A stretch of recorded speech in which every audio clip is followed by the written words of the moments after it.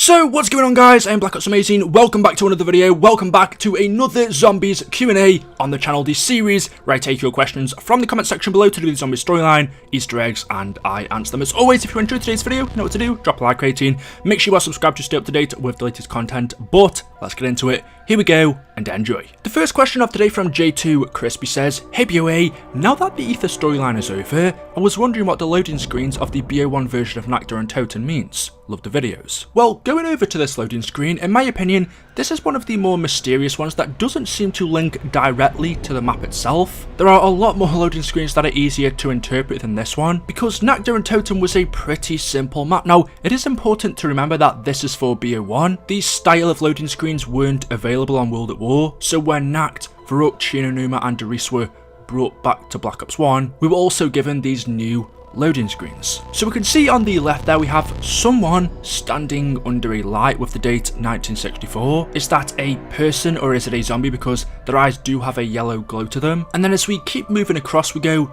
down through the years from 1964 to 1959 and then finally to 1943. We play Nectar and Totem in the year 1945, and as far as we know, in terms of backstory, it doesn't have a big role to play. It was just an airfield that was being used by the Nazis to transport things such as Element 115 and the Undead between facilities. There wasn't really anything big going on here. We've also got the date 1964, but if we go to the Canorium, nothing happens in that year. Both Ascension and 5 happen in 1963, and then on the next page we skip to 1973, a whole 10 years later. Nothing in the zombie storyline happens in the year 1964 apparently. For the next date on this loading screen, 1959, only one thing happens in this year. In the Canorium it says the Pentagon constructs their own prototype teleporter and commences experimentation. 5 and Nectar and Totem don't seem to have any link, but what is interesting is down the bottom right hand corner you can see someone stepping through a teleporter, or at least that's what it looks like, that square door, and then following the person coming through are numbers. The only other character in our zombie storyline with numbers that follows them is the Pentagon Thief, or Yuri. So could that be him? Could there be a link there? There was only one thing that happened in 1959, and it was to do with teleportation in the Pentagon. So that one's interesting. And then the final date we see on here, 1943. There are loads of different things that happen in this year, but just going through the Canorium trying to pick out something that could link to Nectar and Totem, or this loading screen, it mentions the creation of the zombies a lot. It also talks about Primis teleporting to Dr. Monty's house, Takeo being dispatched by the Emperor to spy on Division 9, and the end of the Battle of Stalingrad. None of what I've just read out though really seems to link into this loading screen. As for what's going on in the images, there seems to be some kind of brainwashing. We see a bunch of people sitting in front of screens. There are people lined up, walking in a singular row. Could this be the creation of the undead? Could this be Group 935 trying to control their minds? I'm not really 100% sure. As with quite a few of the loading screens we've had for zombies, especially the new ones in Zombies Chronicles, there are some things that just don't make sense. The second question of the day from Zombie Lad says, "Hey BOA, how is the atmosphere in Ascension black and white until you turn the power on? How is that even possible?" Okay, so just recently I've done a video on the forgotten secrets of Ascension. If you aren't staying up to date with that series, it covers the complete storyline of that map and a bunch of Easter eggs that you might have, well, forgotten about. Ascension is part 7, so I've done all of the maps previous to that. If you're interested, definitely check it out. But when you first start off a game in Ascension, when you arrive down on the lunar lander from Kino der Toten, the whole screen turns black and white. On the remastered version of this map in Zombies Chronicles, the contrast is toned down, it doesn't really go black and white, but on the original version it did. Why? How does this even work? Because as soon as you turn the power on, things go back to normal. And for this question, you can't just say it's something we have to ignore, because our characters do acknowledge it in game. So clearly it's something that they are seeing as well. But there's no logical explanation as to how this would work. I can only think maybe it's got something to do with Dr. Monty. He is the only person who I could imagine has the power to do something like this. I mean, it's a bit weird if he did, but I couldn't give you guys a good enough answer. Whatever I said, it just wouldn't add up. The next question from Max says, "How can the characters heal themselves so quick? And why do they automatically heal without having to use bandages?" So pretty much you're saying, whenever we get hit in a game of zombies, whenever we take damage, whether it's from a trap, full damage, one of the undead swiping at us. It's easier to see this in BO4 since we have a health bar, but why do our characters automatically heal? Why don't they have to put on bandages or use a stim to get health back? The best example for this question is BO4 because in the multiplayer you have to heal yourself with a stim. It's the same for Blackout, you have to use bandages, but when it comes to zombies on BO4, our characters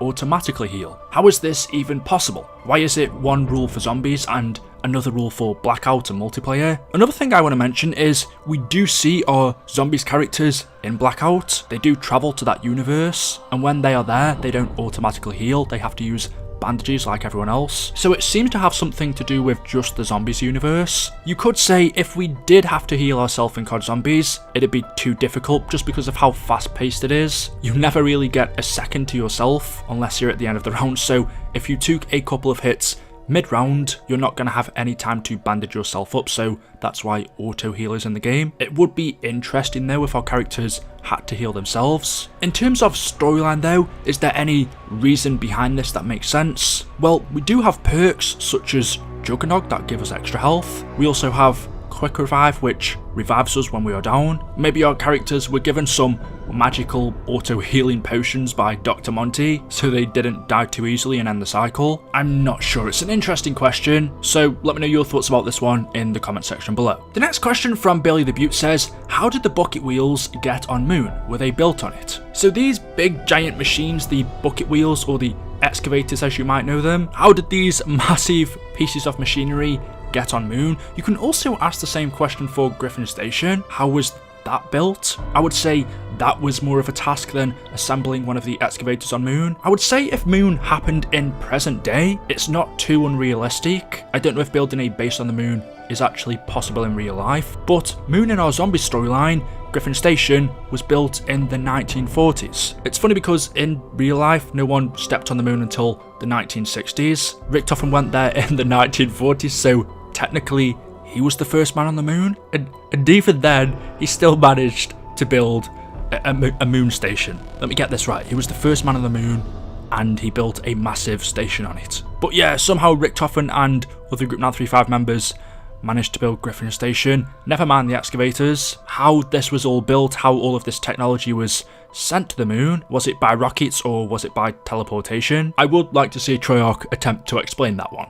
Big Slim says, please answer, what is your favourite map? What is your least favourite map? And besides from COD Zombies, what other games do you like to play? Please answer, love your videos. So what is my favourite map? It honestly depends on what time of the day it is. It always changes. Usually it is between Mob of the Dead, Shadows of Evil, Origins and Dreisendrache. Those are my definite top 4, but number 1 just depends on how I'm feeling on the day. Right now it's probably Shadows of Evil. It's such a great map because when it came out, so many people hated it because it was different, but it's one of the only maps I could play hundreds of times back to back and not get bored of it. As for my least favourite map, it is probably Voyage of Despair. I don't find that fun to play at all. I also don't like Dead of the Night. I'm trying to think of an Ether map that I don't like. I don't find Alpha Omega fun, but apart from that, it's difficult to choose an Ether map because I don't think any of them are terrible. And then you also say, besides from COD Zombies, what other games do I like to play? Well, honestly, I am a person that enjoys campaign games. I enjoy games for their storyline. COD Zombies is a strange one because I don't actually play it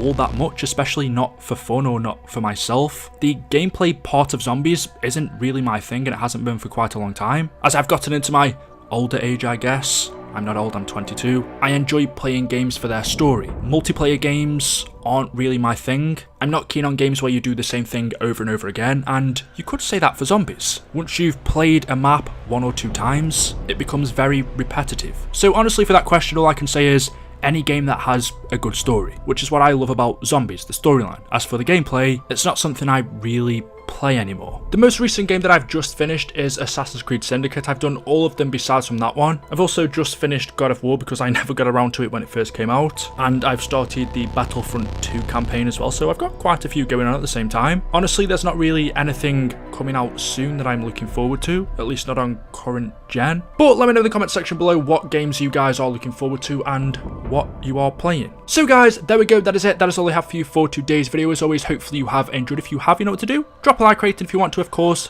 If not, it's totally fine. Thank you guys for watching anyway. Make sure you are subscribed to stay up to date with the latest content. Leave your questions down below and I will see you in the next video. Until then, goodbye.